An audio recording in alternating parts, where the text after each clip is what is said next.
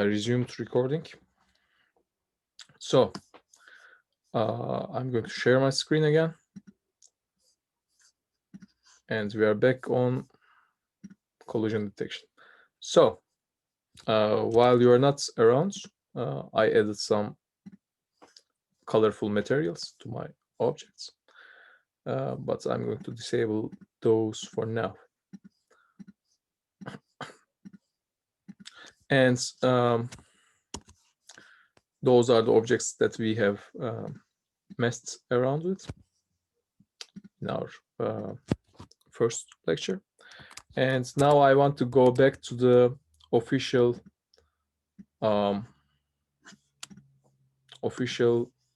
collusion matrix. It's the one that is up here. So if if you look at this cross section, this intersection point, it says that you can detect a collusion when a rigid body collider meets with a static collider. Okay, and we covered this because for in Unity official documents, true collider is static collider. It's named static collider because it should not ever move. It has no rigid body, so you shouldn't try to move this object. So we covered this intersection, and also we covered this intersection.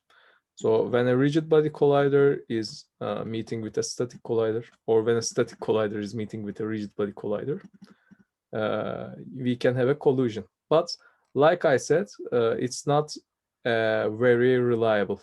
If you move a static collider, you might not always get a collusion. But you shouldn't move a static collider anyways, so it's not a big problem. Let's cover these three examples. Okay. So there. Actually, let me go back to my notes again. If you also want other object to move, you could technically use translate. By the way, translate is a type of movement, but the problem is actually it's small, so I'm going to just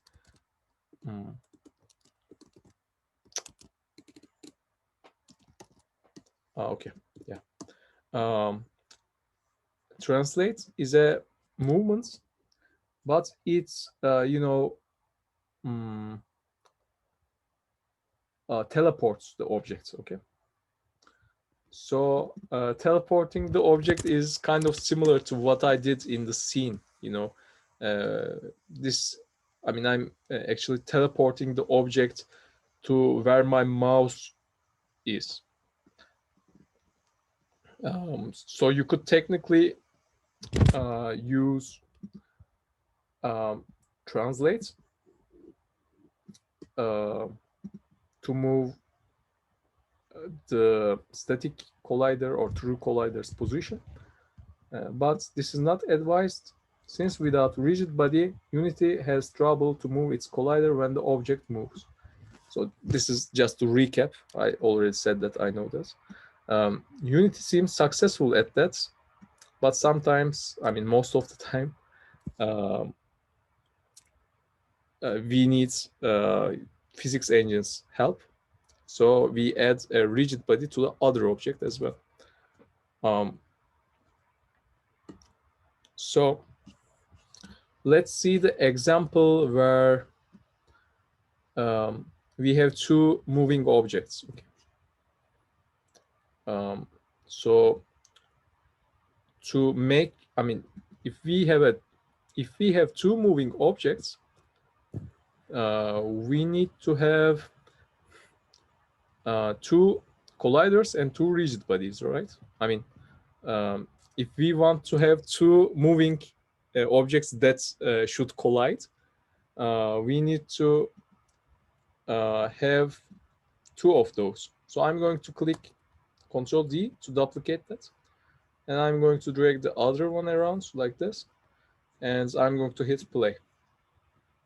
So now those two will collide and will push each other like this. I mean, now it's kind of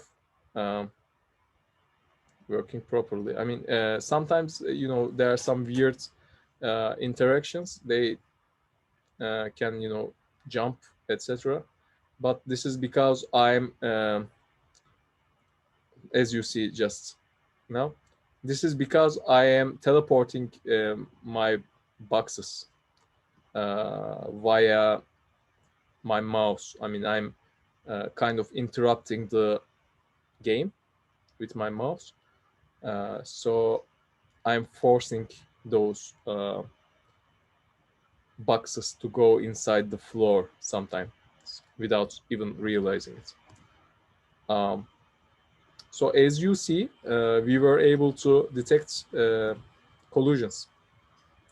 I mean, it's obviously collided with the plane, but it also collided with true rigid body, you know, 12 times, and other objects is collided with true collider, true rigid body 1, exactly the same time. So we were able to make those objects hit to each other 12 times. This is nice. And we were able to detect all of those.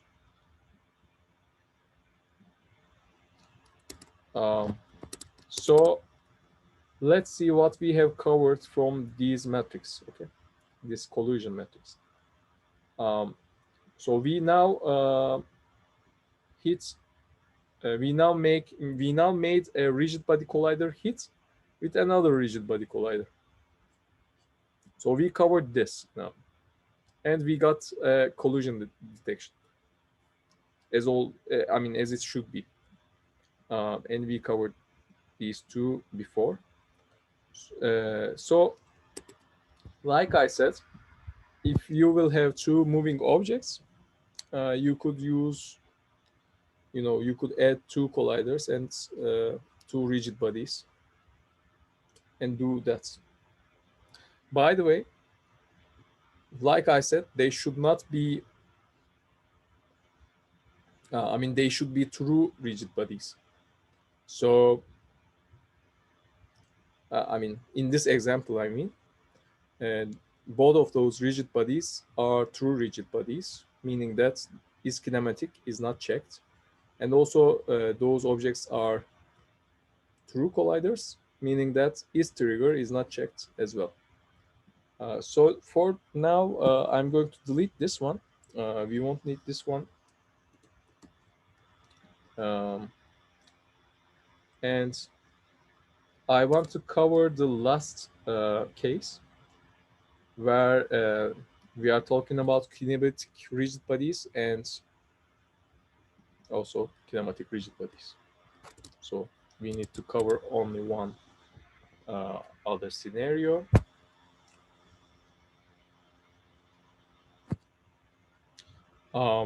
So now let's go to my notes. Rigid body represents mass, which physics engine cares about, while collider represent a volume. We represent a mass for basically two reasons in game development.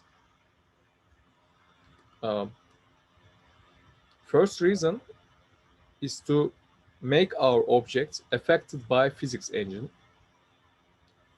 Outside forces like gravity and add force methods, for instance, collusions and joints. Second reason is to make it affect other objects with true rigid body components. Okay, so we are kind of used to the first reason, but this can look, you know, different to you. I mean, imagine a reason while we use this. Can you think of any scenarios while we want to, affect other objects but not get affected by them?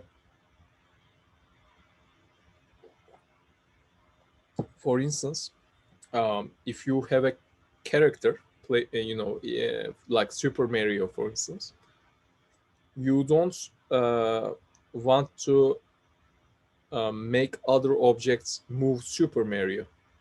You want Super Mario to move, push other objects, maybe, uh, but they shouldn't move Super Mario. So, if that is the case, if you want to make your object affect other objects physically, but not get affected by other objects, then you use kinematic rigid bodies. So let's read this paragraph as well.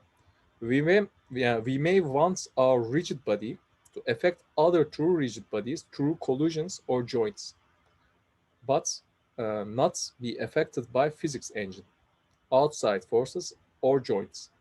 Then we need to check is kinematic. Uh, for instance, uh, we can connect a kinematic rigid body to a normal rigid body with a joint, and the rigid body will be constrained with the motion of the kinematic body. Kinematic rigid bodies are also particularly useful for making characters which are normally driven by animation, but on certain events can be quickly turned into a Regdoll by setting is kinematic to false. So there's a lot of information in this paragraph. Let's go one sentence by one sentence. Um, I'm talking about joints, which is a new concept to you. So a joint is where you add two objects together, okay?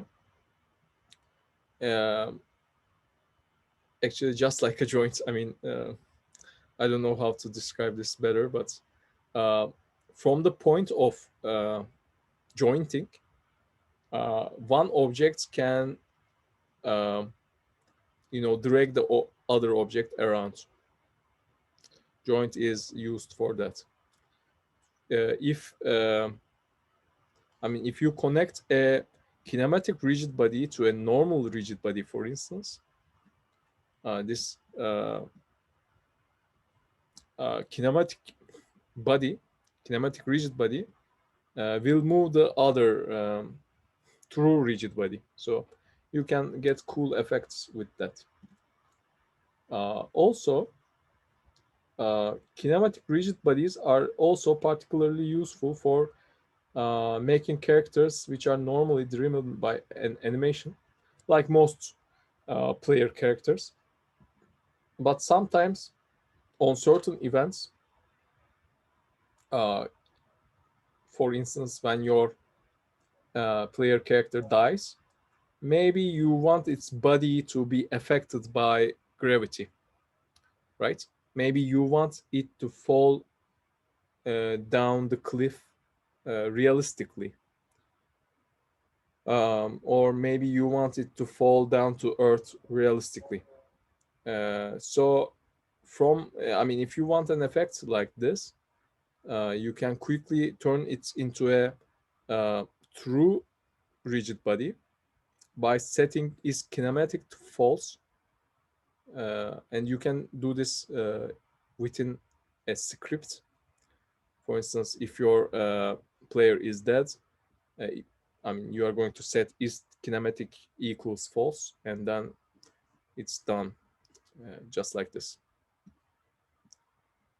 So, Regdoll, if you don't know what a Regdoll is, just let me show you what a Regdoll is, okay?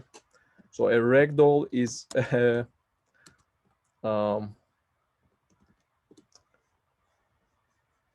yeah, it's in Turkish, I guess, bez bebek, but in games, it's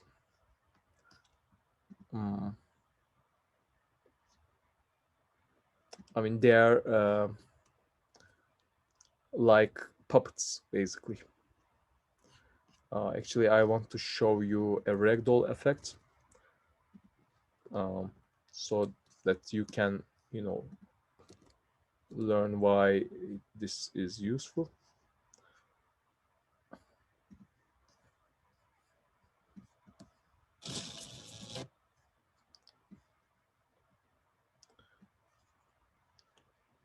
So like this, for instance, now after my character is dead, I turn it into a ragdoll by making its is kinematic to false, and now it gets affected by all other objects. But until it is dead, I mean, it stands realistic. I mean, it stands like I want it. For instance, right now, it's not being affected by other physics, gravity, merkez kaç kuvveti or something like that. I mean, it doesn't get affected by any of those. But when it hits somewhere, I turn it to I turn it into a rigid body. Sorry, I turn it into a true rigid body, and now it's a ragdoll.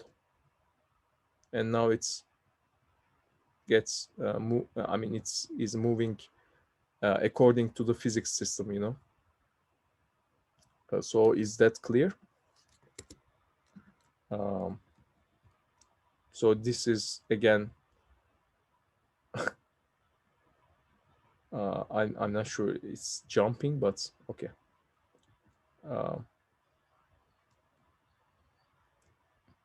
So this is a drop simulator. As you see, the body parts are joined with a joint, so they are still connected when the guy is falling, but they are able to move in certain directions, not in weird directions. Okay, so let's see this in action for us. Actually, going back to the official documents,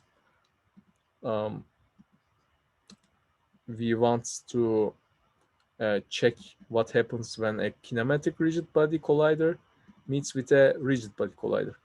So this will be a kinematic rigid body true collider, just like in this object, and true collider true rigid body. Let's see that in action, okay? So now if I move my true collider true rigid body into my other objects, it doesn't get affected for some reason. Interesting, right? But if I move my true collider kinematic rigid body into my true collider true rigid body, then I am able to push it. So in a normal game, in most games, my playing character would be either a true collider true rigid body or a true collider kinematic rigid body. And if I mean, if my character is true collider kinematic rigid body, it won't be affected by other objects or physics systems. So if I want my character to fly with an animation, for instance, I mean, one way to do that is make it have a kinematic rigid body, and it can still push other objects, but other objects won't be able to push it. So this is a good way to deal with some situations. And also, even if I don't move, since they both have rigid bodies, colliders also move with the objects, and because of that, I am able to detect collusion. But the normal way, in a game, by the way, this yellow box will probably be my character, since when I'm moving this character, I'm feeling in full control. But this object, as you see, it's not able to affect yellow box. So your player character in this case would probably be this one. you know Sometimes, like I said, if you are going to use two true colliders, true rigid body objects, any of those orange boxes can be player character. But if you have a kinematic rigid body true collider, then probably you will prefer to make this object, this yellow box, uh, into a player character. Everything clear up to this point? Okay. Then let's check what we have covered. So we covered all different collusion detection combinations, and now we are going to move into trigger um, territory. So now, from now on, we are going to focus on the metrics below. Okay. And I'm going to go back to my notes.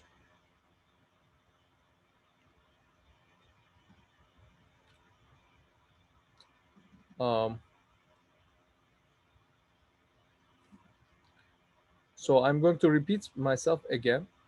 We represent a volume basically for two reasons in game development: to avoid two objects intersecting each other, or to get notified when one object is inside a certain area. If both objects have true colliders, uh, which is trigger is unchecked for both of them, they won't be able to pass through each other. We use on trigger xxx functions when we don't care about the physical result of contact, but want to get notified when one object is inside a certain area. Uh, in our small game, we did this by, um, we did this when we are creating a finishing line, when our player character was inside this finishing line, this invisible box, we said that our level has ended. For trigger to occur, you need two colliders and one rigid body. At least one of the colliders should be trigger. This is the necessary and sufficient condition. Since we don't care about physics, we don't have to use true rigid body. Our rigid body could be is kinematic. So, like I said, this is another rule of thumb. Compare this rule of thumb with the necessary condition for the collusion. So for collusion, um, for, I mean, um, where is my collusion? Yeah, for collusion to occur, you need two true colliders and one true rigid body. For trigger, you need two colliders and one rigid body, and at least one of the colliders should be trigger. Okay, so now this gives us more flexibility in terms of object selection. We can have quite a different range of object combinations for trigger events to occur. And we are able to detect when one object is inside a certain area. let's see that in action. So we need 2 colliders and 1 rigid body. Let's go back to Unity. So at least one of the colliders should be is trigger checked, like this. So I'm naming I'm saying trigger collider for that. I mean, if my collider has is trigger checked, I basically say that it is a trigger collider. I mean, for easy explanation, this is not an official term, you know. So I need at least 1 trigger collider, and I need also a rigid body, but rigid body shouldn't. I mean, rigid body doesn't have to be true rigid body. Let's see what I mean by that. So I enabled all of my objects. I'm going to drag them apart, and I'm going to start my scene. So I'm going to ask you some questions now.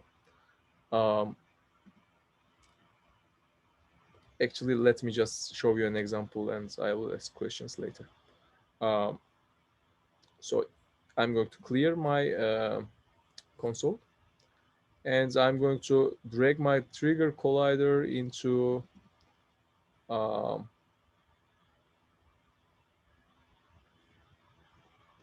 true collider, true rigid body. Okay.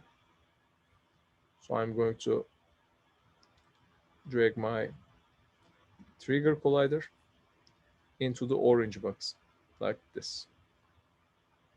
So both of them got triggered by each other.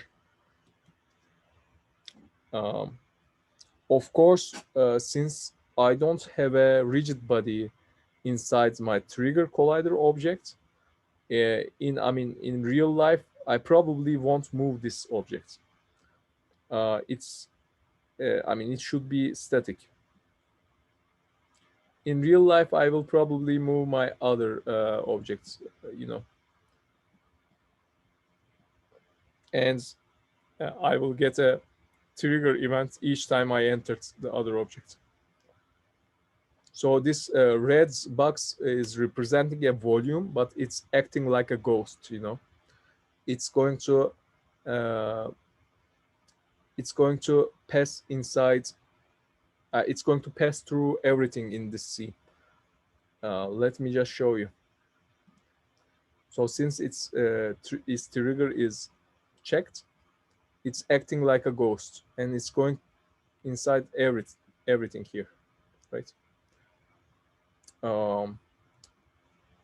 There's another trigger collider, which is, oops, sorry. I jumped inside my.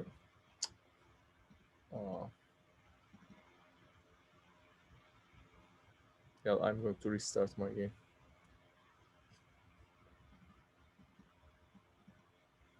Okay, so I'm going to, like I said, separate them a little bit and start my game. Oh, okay. One of them is falling down. This is because it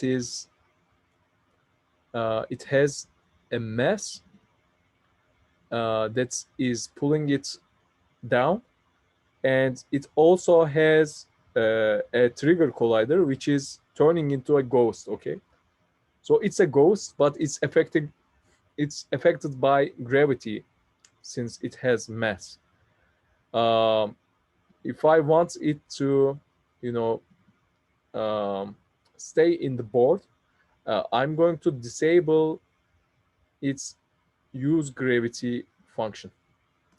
So now my white box will be like a ghost that is not affected by gravity. Okay. As you see now, it's not using gravity.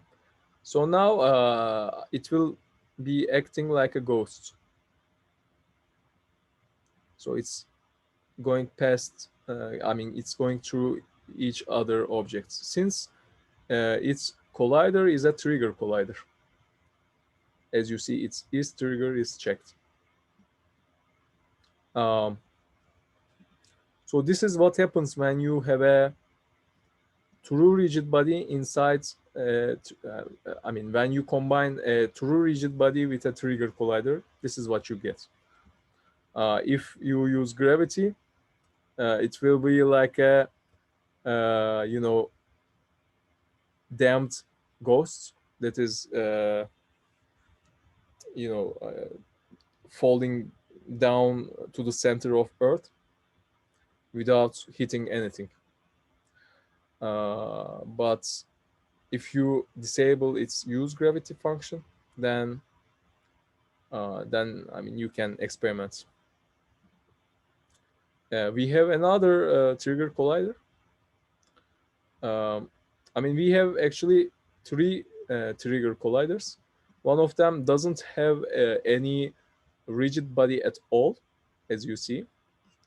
The second one is the damned ghost, which has a true rigid body. And our third example is the trigger collider with kinematic rigid body. So since it's kinematic, it will be affected. Sorry, it will be affecting other rigid bodies, but it won't be affected by other rigid bodies. So let's see this in action.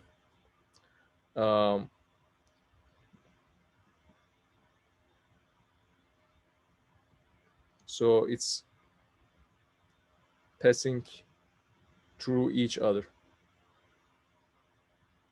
Since it's a ghost, I mean, it's not even affecting other objects. But if it had a string attached to it, it would be able to pull other objects, since, I mean, it's affecting other rigid bodies. If you add another object with a joint to this object, then it would be affected. The other object would be affected by this one. Okay, we covered a lot. Any questions?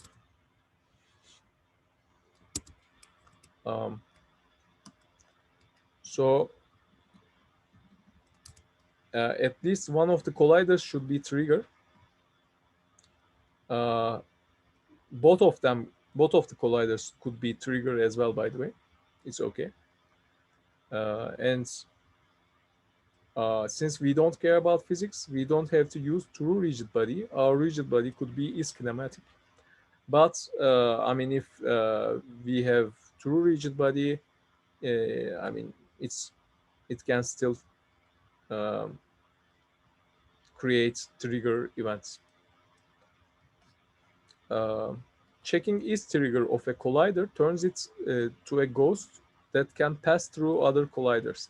This is helpful when our character in game can activate abilities that let him pass through walls, for instance.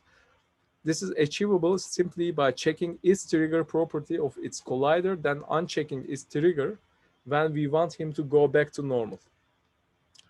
Another example where checking is trigger of collider is useful is when we don't care about the physical result of contacts, but want to get notified when one object is inside a certain area.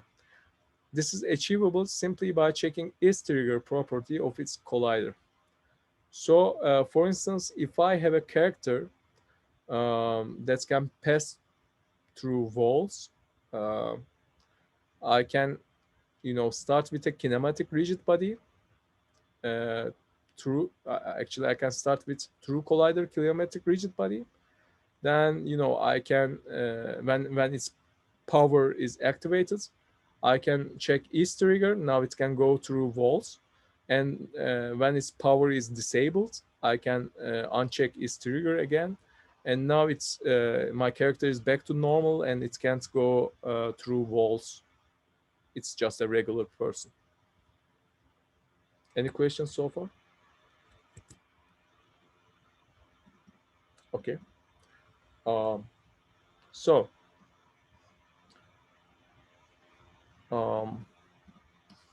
we talked about those.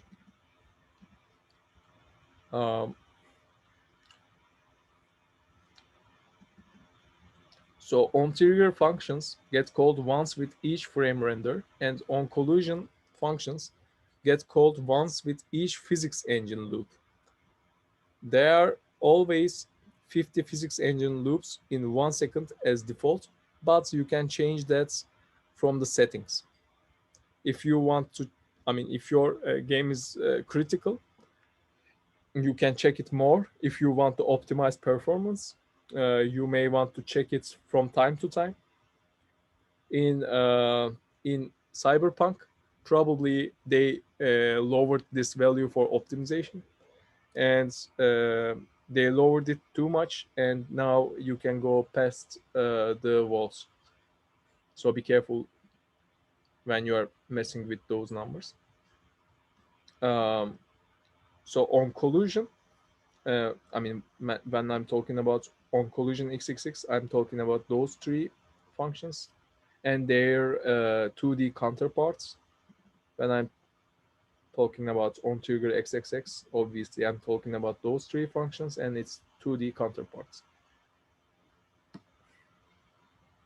I'm checking my notes if I skipped anything.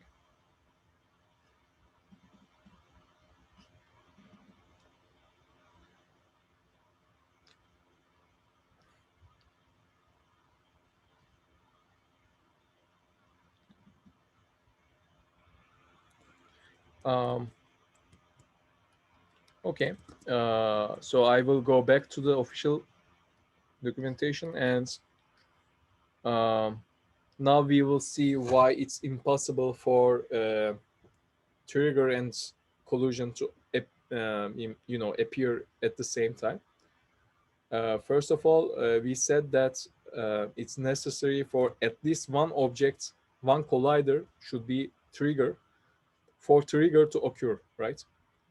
And if you remember, for collusion, we need two true colliders.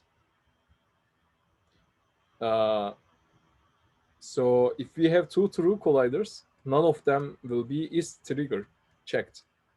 So we cannot have true. We cannot have collusion and trigger appear in the same time between two objects.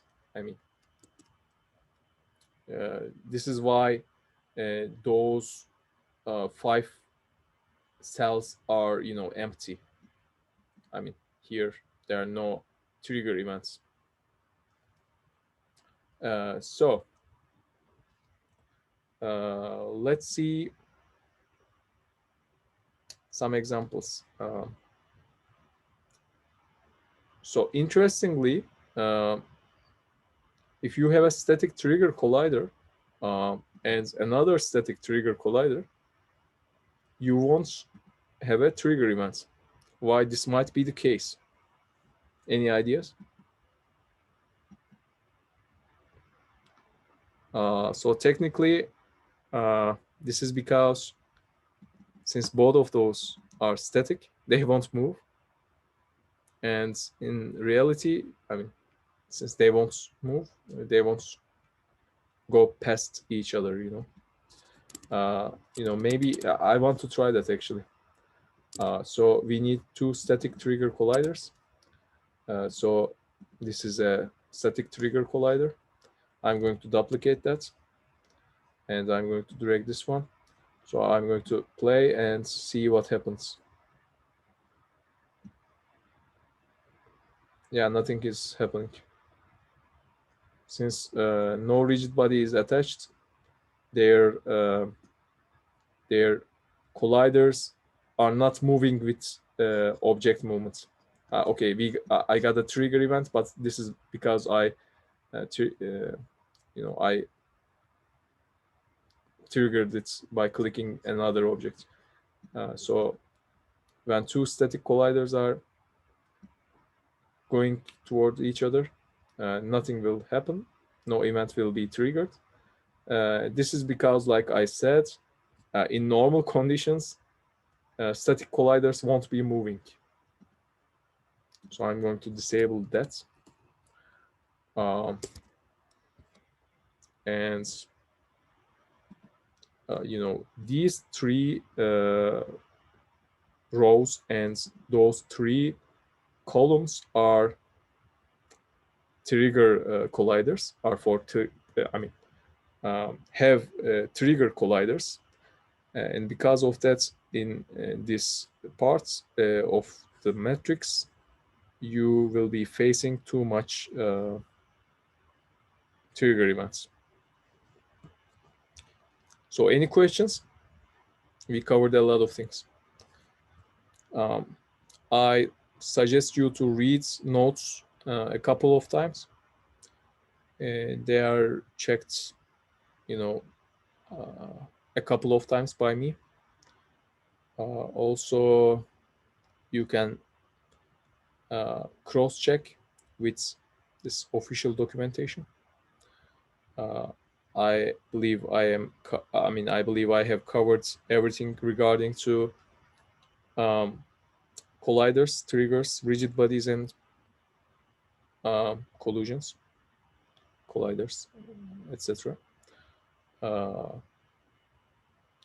And checking is kinematic in a rigid body is similar to checking is trigger in a collider. It's kind of reducing its value. This is how I think, at least. So when is trigger is unchecked, I call this collider true collider. When is kinematic is unchecked, I call this rigid body a true rigid body. Okay. This is all I wanted to say. With what you have learned, you can easily create a game like this. Do you know Doodle Jump?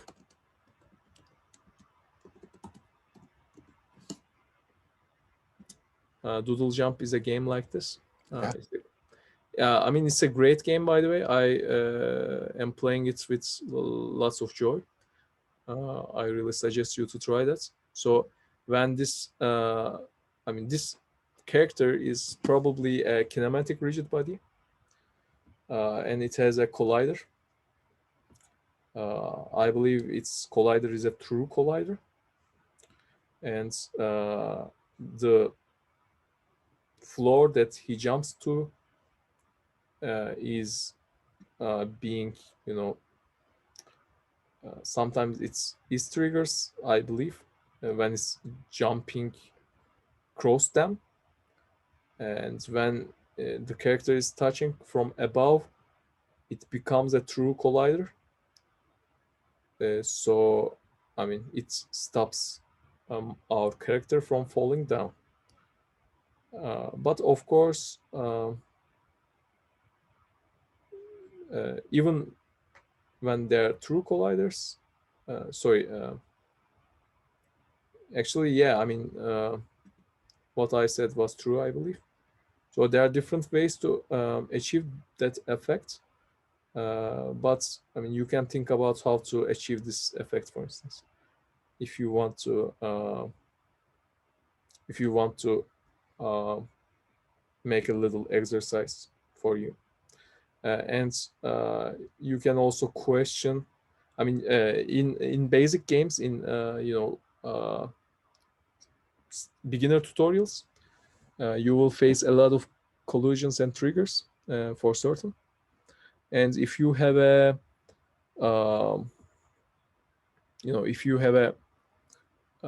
trouble, you can always check the notes, and if you still have a trouble, you can ask me. Okay, this is all I wanted to say.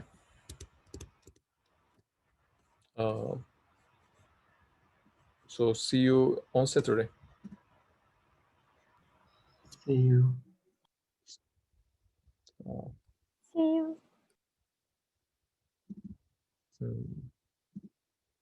Let me end meeting.